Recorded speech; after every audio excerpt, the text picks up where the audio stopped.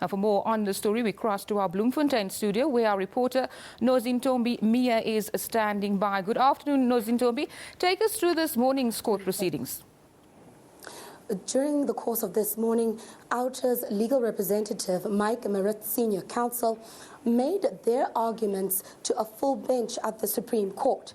They contend that they still want the e-tolling system to be scrapped and put on hold up until SANRAL can have another consultation process, another public consultation process, and up until they can have a renewed funding model.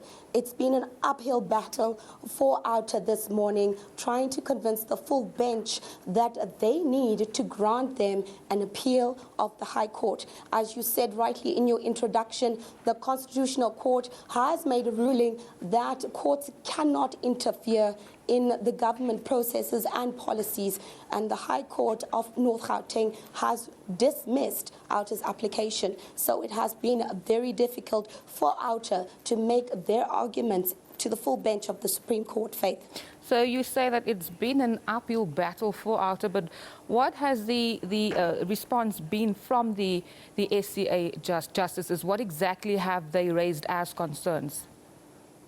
The Supreme Court justices have grilled Outa's arguments. Their main concern is that the Constitutional Court is the highest court in the land, and they cannot overturn a ruling made by the Constitutional Court.